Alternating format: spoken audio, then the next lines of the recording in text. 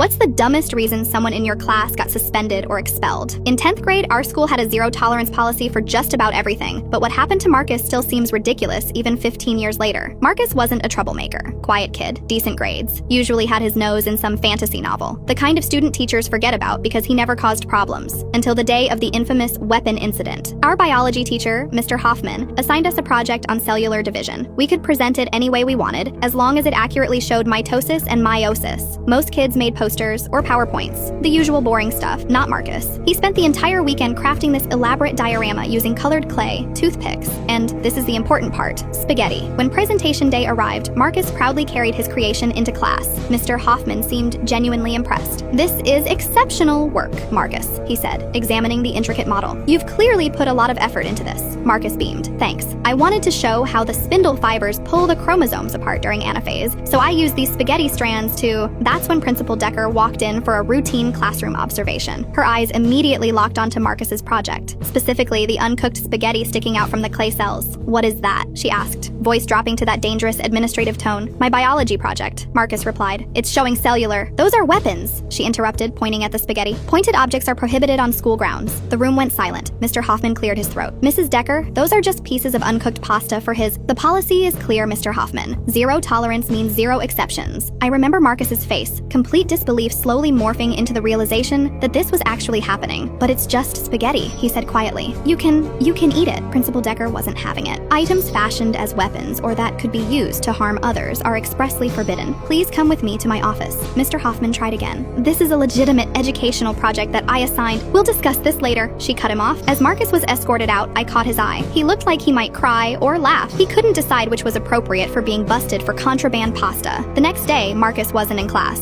or the day after. When he finally returned a week later, we learned he'd been suspended for 5 days for possession of pointed implements that violated the weapons policy. His parents had fought it, of course. They even brought in a box of the exact same spaghetti to the disciplinary hearing, but the administration wouldn't budge. The policy was the policy. My dad was so mad he made spaghetti every night of my suspension, Marcus told me later. Said if I was going to do the time, I might as well enjoy the crime. The real kicker? The suspension went on his permanent record. When college application time came around, he had to explain to admissions officers why he had a weapons violation. Yes, it was pasta. No, I'm not joking. The whole thing became a running joke in our school. Kids would dramatically dive away from the cafeteria on spaghetti day. Someone anonymously left a box of angel hair pasta on Principal Decker's car with a note that said, "Danger, assault noodles." Marcus eventually got into a great college despite the pasta incident. Last I heard, he became a biology teacher himself.